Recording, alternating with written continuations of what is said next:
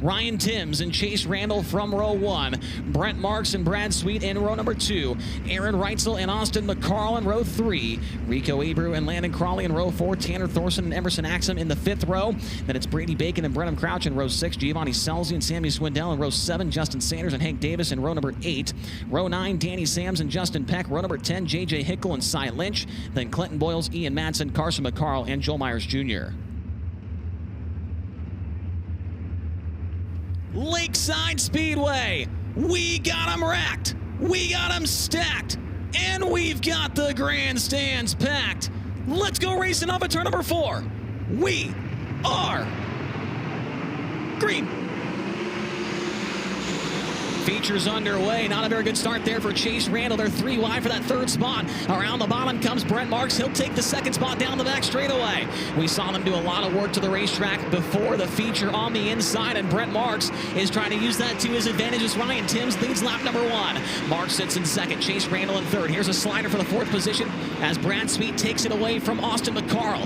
Down the back straightaway. Move Brad Sweet up to 4th. McCarl back to 5th. And Rico's right there as well as Tanner Thorson getting going around the bottom. Thorson peaks underneath of Abreu down the front straightaway. He finds the bottom of every racetrack and makes it work damn near everywhere we go. And Tanner Thorson looking for his best ever finish at Lakeside. They go 3 wide briefly there for that 5th position. Rico's got the spot as they roll into turn number 3. Aaron Reutzel back behind that trio of cars as he works to the outside of Tanner Thorson. Move Reutzel now back up into the 7th position across the start-finish line. Up front, it's all about Ryan Timms as here comes Brad Sweet. He pokes the nose under Chase Randall. Might see a slider for that spot in a 3 and 4. Sweet up the racetrack, takes it away off at turn number 4. Brad Sweet now on the bottom step of the podium. That's where he finished in last night's feature. Wants to get 2 spots better. Has not won a high limit feature in 3 months. Can he end the drought here tonight at Lakeside? This time by Ryan Timms. 5 laps in and 5 to go. And he's already catching the back of the field, Tyler. Yeah, it's he's going to catch him here in the next couple laps, and they're right where he's running, so he's got to move around a little bit, but as good as that car is, I think he's not going to have any issues. Race for 5th is still going on, hot and heavy between Austin McCarl and Rico Abreu as McCarl gets back in front of the number 24 car in turn number 4. Move Austin McCarl back into the top 5, and now Rico falling into the clutches of Aaron Reutzel, his closest championship rival in the owner's point standings. Reutzel 6 car lengths behind as Ryan Timms now encounters the back of the field. Carson McCarl, J.J. Hickle, and Joel Myers Jr. all right ahead of your race leader as he comes off at turn number 2. Trying to get by that first lap car. He will do so entering turn number 3. Timms in the thick of lap traffic that last time by. Brent Marks back in that 2nd position. He is about at least 10, 15, 20 car lengths back behind as they come across the start-finish line. He's certainly cut the gap down that time as Timms is in some dirty air trying to find a way by J.J. Hickle, and Marks is clearly closing the gap big time there, Tyler. Yeah, now Ryan's got to move down to the bottom here and try that, and he hasn't done that yet, so he's going to in for a little treat here, but yeah, Marks is definitely closing on him. Things are getting interesting here at the front of the field at Lakeside. Marks within 5 car lengths, and now Marks makes a mistake. That gives a run to Brad Sweet. Sweet might look to the inside in turn 3. Timms nearly hits the lap car in the 3rd corner. Sweet around the bottom, looking for the race lead off at turn number 4. Side by side, they are 3 wide almost for the race lead into turn number 1. Timms up the racetrack, can't get by Sammy Swindell. Sweet off the bottom, they go side by side for the race lead. Timms still maintains the top spot as Sammy Swindell and J.J. Hickle are side by side. Sweet will go by 3 cars in 1 corner right there. What a move from Brad Sweet. That's a determined Brad move right there. That was smart racing, and he just shows his knowledge of the racetrack here, knowing he can go to the bottom like that. Brad Sweet getting by 3 cars to take the race lead away. Timms now has to go on the offense. Cannot get by Swindell off at turn number 4. Chase Randall's into the 3rd spot, and now in the back pocket of Timms into turn number 1. Ryan Timms around the bottom. Here comes Chase Randall trying to circle around him. Can't make it happen. Now pokes his nose to the inside. They are door to door down the back straightaway for the 2nd position. Chase Randall, slider for 2nd. The Rookie of the Year contender takes it away from Ryan Timms. They still go side by side across the start-finish line. Chase Randall chops his nose into turn number 1. Brent Marks is there. Rico Abreu is there. Aaron Reutzel and Austin McCarl as well. It is a frenzy back there in the middle portion of the top 10. Chase Randall trying to close now on Brad Sweet. He's gotten by the slower car of Hickle, but still needs to close in on Sammy Swindell. And Brad Sweet has opened the advantage significantly. He gets by 2 more cars down the back straightaway. Brad Sweet by the 42 of Cy Lynch and the 24 of Danny Sams. You're looking at Rico Abreu. He enters in the top of the racetrack in turn number 3. Back behind him, it's Austin McCarl, and off the bottom comes Aaron Reutzel. Reutzel not going to make the pass there on McCarl. Reutzel knows he's got to stay right there with that 24 car to mitigate any type of points hit going into Lucas Oil Speedway next Wednesday night. Ryan Timms is going to make his way by Sammy Swindell, but he still has to get by Danny Sams. He wants to challenge that number 9 car of Chase Randall for the second position. Brent Marks struggling to get by that 74 car of Swindell, and Rico closing in on Marks. Down the back straightaway race for the 4th position. Abreu with a short slider. He'll get by Marks in turn number 4. Rico up to 4th, and Reutzel's got the bottom rolling really nice right now, Tyler. Yeah, like we saw Brad use it. You can definitely go down there and use it. You just got to kind of time it right with guys passing somebody else at the top. Aaron Reutzel trying to keep up with Rico Abreu. He's made it by the 88W of Austin McCarl. Now to the inside on Brent Marks. Cannot make the pass there. They roll down the front straightaway. Just 12 laps to go for Brad Sweet, who has extended his advantage by over a straightaway on the number 9 of Chase Randall. Randall looking for his best finish of the Highland Racing campaign. His best before tonight, a 3rd back in Eldora during the 4 Crown Nationals. Ryan Timms sitting in the 3rd position. Then it's Rico Abreu in 4th. Brent Marks is in 5th. Aaron Reutzel 6th. Then Austin McCarl. Then it's Brenham Crouch, Emerson Axsom, and Brady Bacon. Axsom throws a slider on Bacon for that 9th position off of turn number 2. Axsom protects into turn 3. He will have that spot solidified off of turn number 4. Brenham Crouch having another solid run here tonight. Was 5th yesterday, sitting in the 8th position and closing in on that trio of McCarl, Reutzel, and Marks down the backstretch. 9 laps to go for Brad Sweet. His lead still a strong one over Chase Randall. There are 3 lap cars between Randall and Sweet, and Timms is starting to close back in for that 2nd spot. Yeah, it's tough to get around these lap cars, especially everybody's kind of around the top right now. It's hard to drive across and get a good run. Ryan Timms trying to get by Randall into turn 1 as Randall got by the 19 of Clinton Boyles. Timms with a swing and a miss into turn number 2. That allows Chase Randall to pull back away, and Sweet is now in some thicker lap traffic. They are side by side in front of your race leader. JJ Hickle, Hank Davis, Tanner Thorson all fighting for position. That is holding up the progress on the Napa Auto Parts number 49 car. Sweet makes his way by Thorson and Hickle in one fell swoop down the backstretch. Maintains the race lead. Car around in turn 4. Hank Davis goes around. Caution comes out. Looks like he blew a left rear, maybe? Looks like it. Yep. Caution comes out for Hank Davis. And it looks like there's some wing damage as well. Yeah, that thing exploded. Now, the underbelly of the wing center has certainly taken on some damage down there. And you can see that the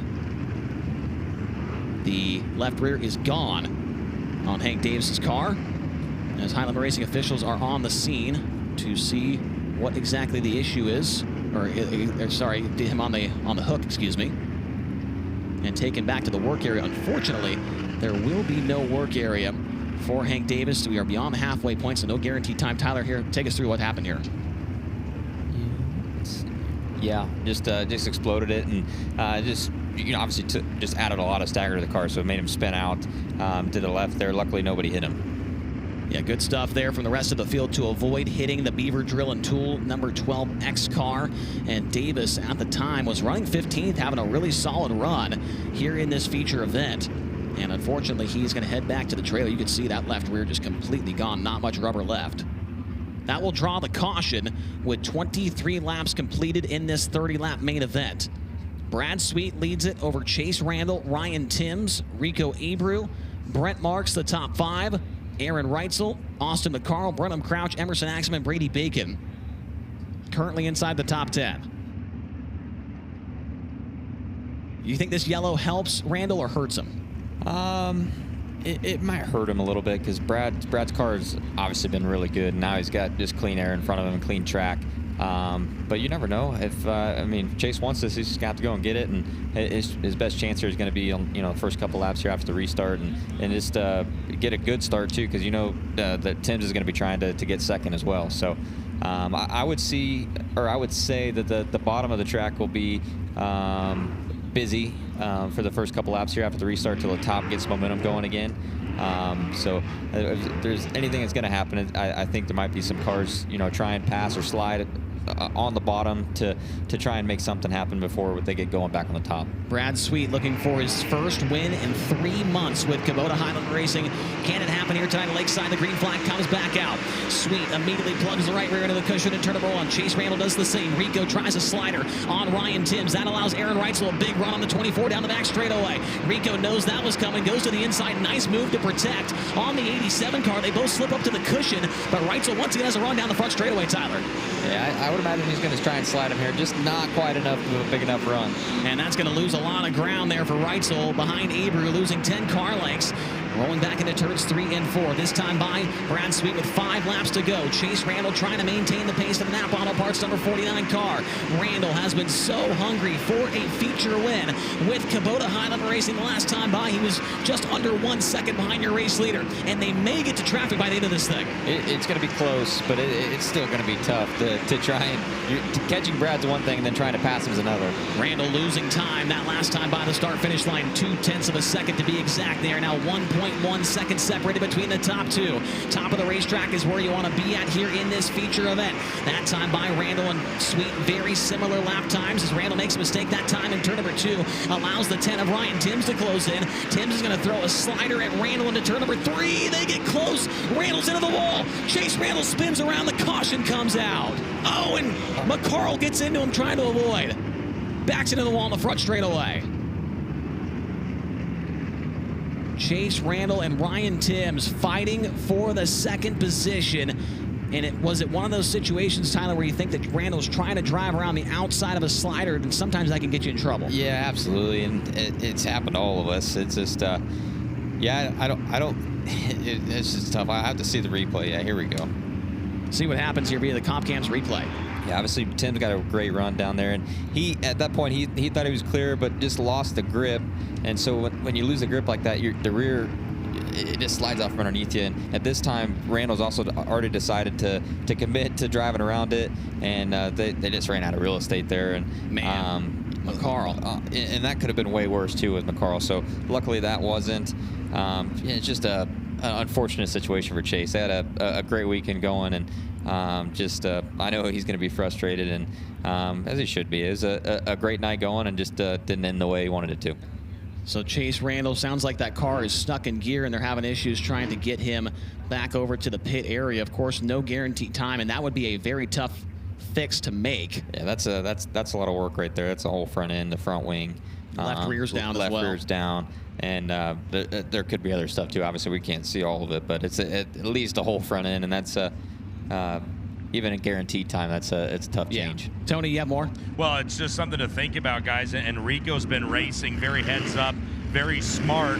Being a points racer is a totally different thing than he's been accustomed to up until these last 2 years. Abreu and Reutzel should restart right in front of each other. Abreu third, Reutzel in fourth, as you can see him right there. 17 points separates the Rico Abreu Racing number 24 from the Ridge & Sons Racing number 87. 17 points decide the top spot in those owner standings, and that's what that franchise money goes to. 3 races after tonight, this is going all the way down to the wire like we expected it to.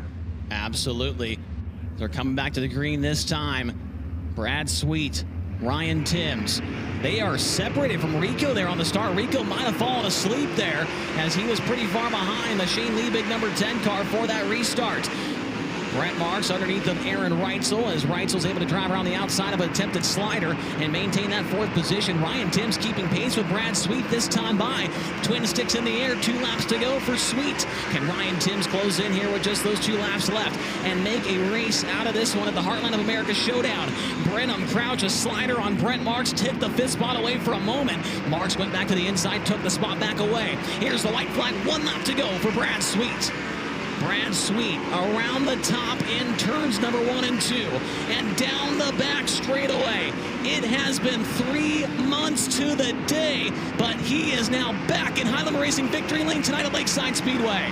Ryan Timms 2nd, Rico Abreu 3rd, Aaron Reutzel 4th, and 5th goes to Brent Marks.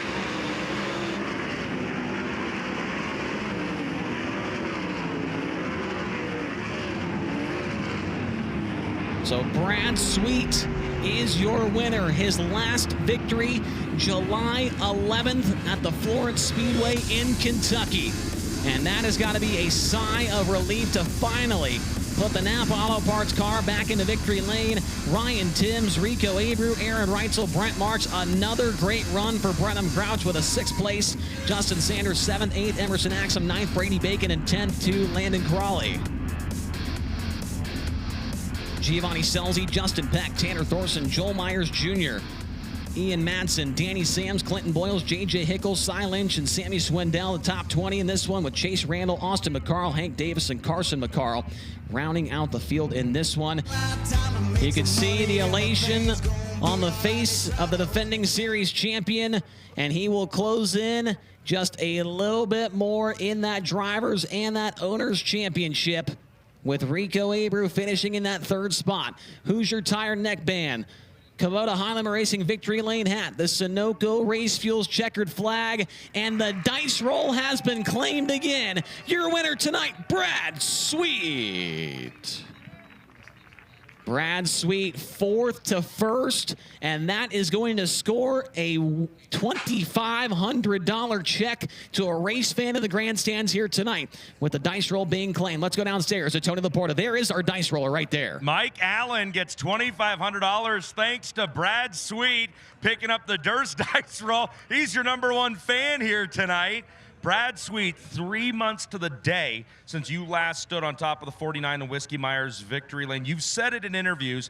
You yourself are surprised you're even in a championship fight with the performance you've had this summer. So what do you tell the team? How do you keep your crew motivated to keep chasing checkered flags when you've had the summer you've had? Well, first things first, that one's for Scruffy. You know, that was, he's been on my mind a lot, and I think I'm going to miss him a lot more than I realized. I missed his silly phone calls and just really thinking about their family, and I couldn't help but think about him through the race, and just that smile of his, we're going to miss it. But yeah, so that was, you know, that was on my mind. But yeah, the Napa car, we've been working really hard to get wins and been really close a number of times. Lernerville, you know, Chico, there was a number of races that we were right in the hunt, and just I didn't get it done. And tonight I finally got it done. I finally had a good enough car, but also I did a better job driving in lap traffic and picking my battles and kind of finding some lanes that worked for me. My car was really good on the bottom and middle, but the bottom was going away quick, so you had to kind of get there. I had to get there quick once we got to lap traffic to get back to the top and get going. But it was a fast-paced race. Honestly, I'm sure it kind of screwed the race up at the end when I got to lap traffic, but I was happy to see those yellows to give me some open track there at the end. And yeah, just hats off to Casey, Tate, Jared, and Andrew. You know, they're never giving up. There's 3 races to go, and we're certainly not out of it. We're just going to try to go and win each race if we can. Now, forgive my ignorance, but you just hit on it. You've got a talented crew led by crew chief Casey Kane. Again, forgive my ignorance. I don't remember exactly when the swap took place, but is this Casey's first win as a crew chief at a national level? I think so. You know, he's, well, I don't know, because him and, you know, he helped crew chief a lot on James McFadden, you know, back in the day. And that's one thing a lot of fans don't understand is Casey's passion, not only for driving, but working on these things. So he puts a lot of time and effort, and I can't thank him enough for, you know, taking a weekend away from, you know, his family to try to help this 49 car and us getting to victory lane. So, yeah, just cool for him, cool for the team. They've been working hard, and like I said, we've been close. So it's nice to get them a win before the end of the season. And obviously excited that my wife and daughter are coming out on Thursday to Texas, and you know, we got something to celebrate. So I want to say hi to them back home. Coming into tonight, you were 39 points back of Rico Abreu. With your win and his third place finish, the championship lead now shrinks to 30 points heading into the final 3 races of the season. What does that mean to you? It doesn't really change anything for us at this standpoint. Just, you know, obviously with 3 races to go, it's up to him. You know, it's we got to go try to win the races, but you know, he has the point lead, and you know, it's his to lose at this point. And so we just want to keep pressure, you know, each and every night, and race respectfully and race hard, and just try to get the wins. You know, there's 3 races left. Everybody wants to finish on a strong note, but you can't help but talk about the points a little bit. But at the end of the day, once you get in the race car, you're just trying to win the race. Kubota High Limit Racing is very proud to have an angel donor in 2025. Tonight is a double down race, which means $2,000 from the series' angel donor will be sent to the charity of your choosing thanks to your win here tonight, win number 4 of the High Limit season. Where is the $2,000 going after your victory here? Yeah, cool, and I'll do another $1,000 on top of that since I won the dice roll, and we'll do $3,000 to Shriners Hospital. And encourage anybody who, you know, feels it in their heart to donate to any of the great charities. But I really appreciate the angel donor. And Shriners Hospital, there's been, you know, I've kind of told my story about why I donate there. So it's always makes it extra special, and it makes me extra proud when I could donate to them. So excited to do that, and excited we won the dice roll to throw the extra money in. Let's get the Chasm Safety Products win box here into Brad Sweet. The win sticker will go on the tail tank, his 4th of 2025. The golden ticket, which he can put towards a Chasm Safety Products system himself. Lakeside Speedway, he can hear you. Your winner is Brad Sweet. Let's go upstairs to Chase Rodman for tonight's contingency awards. Thank you, Tony. We'll go into the Rod and Supply Hard Charger first off. We'll go Joel Myers Jr., 24th to 14th after barely sneaking into the show. He is going to walk away with the Hard Charger Award here this evening. The Race Redeem Foundation Rookie of the Race was Danny Sams. He finished 16th in tonight's main event to grab that award. And the Jake's Golf Carts fastest lap went to tonight's second place finisher Ryan Timms. Ran a 14.943 second lap time on lap number 2 to claim that award. He's now standing by with Tony Laporta. Jake's Golf Cart Fast Lap Award of the race. If you ran full time with High Limit and you did that often, you'd have the chance to leave the banquet next week with your very own Jake's Golf Cart. But we won't talk about that right now. We'll talk about your race car. You started up front. Brad Sweet and you have a good battle 10 laps into this thing. This track seemed very different from last night, especially the curb up around the top of both 1 and 2 and 3 and 4. It was there, but it was thin. What could you do with your race car tonight you felt comfortable with? Yeah, I wouldn't say it was much of a battle between me and Brady. In lap traffic, I got bottled up, and he got underneath me and drove by me, and then it was a night and day difference from last night to tonight track-wise. So it was a phenomenal racetrack tonight. We were really fast, and I was really good in clean air, and then we got to lap traffic, and I had one deal happen with the lap car that slowed me down quite a bit, and then it just kind of snowballed from there, and just kept making bad mistakes in traffics. And Brad Sweet, he's a seasoned veteran, so it's tough, but I learned a lot tonight, and that's a good thing. And it was a good run. I got a run in lap traffic underneath Chase, and I went to go slide him, and I thought I well cleared him, and then I think he saw me, and he just tried to drive around it and got into the wall. So it happens. I feel bad about it, but we were really fast tonight, and I can't thank Shane and Marty and Dickie enough for giving me such a fast race car. And I got to thank all my sponsors: Sitgard Engine Oil, Citgo, Hample Oil, Mystic Lubricants. Special shout out to CP Landscapes. They're here tonight. C&E Landscapes,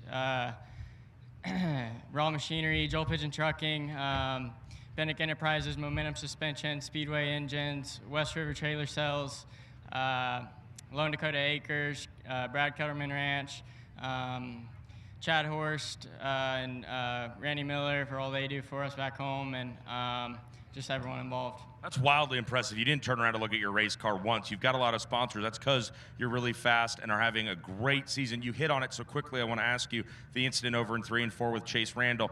I don't want to say who's friends with who and who's buddies with who, but earlier this afternoon in the pits, I saw you and Emerson and Chase all hanging out, waiting for fuel, joking around, talking. So when you race with guys your age, guys you seem friendly with, what's that like when you put the visor down and go out on track? Clearly you're not giving anybody any breaks, but does that allow you to enter the battle any differently? Do you think about it when you're out there racing with guys you're friendly with in the pits? No, I mean, you try to treat everyone the same, and I'm sure to some extent you might be nicer to one guy than another, but we're friends outside of the racetrack. On the racetrack, we're just competitors, and me and Chase were good buddies. We grew up racing together, and he might not talk to me for a day or two now, but I'll go apologize to him, and I just kind of thought it was a racing deal. All right, hit him on Snapchat. Ryan Timms comes home in the second position after setting blistering pace here tonight. I think OU took one tonight, so bad luck for Timms and the Oklahoma fans. Rico Abreu, 39 points ahead of Brad Sweet in the driver's standings coming into tonight. You're 30 ahead of him now in the driver's championship fight. We can talk about points another time. What was the race like from your perspective this evening? Yeah, I mean, I just think about these guys in the pits and how hard they work on this 24 car. We just made adjustments throughout the night, and I feel like we tried something in the dash, and then got switched back to where we needed to be in the feature. Just had an unbelievable start, and then got to pick a couple guys off one by one, and I just think that's what it's going to take for us to finish the season, and just work really hard, continue to do what we know how to do, and that's just racing and winning races. I love racing with these guys. They make it intense. The pit area is intense right now, and it's fun to be a part of it all. Now, a very different night for you and this Rico Abreu Racing number 24 from last night. I know you're not in love with the result of third place, but you have to find some positives on the growth you guys have had from last night to tonight. Yeah, I mean, we're just finishing races. We're just trying to put ourselves in position to win these things, and ultimately, that's why we got 18 Jackson Superhero Foundation win stickers on our car. So, I think that's the ultimate goal, is to win races, and I'm doing what I love with the group of people that I love. And then finally, I know I just said we'd talk about points later, but I am going to ask you about points. I believe it's 30 over Reutzel. No, 20 over Reutzel in the car owners standings, 30 over the 49 from Casey Kane Racing. You were out there with Reutzel, close to each other almost the last half of that race.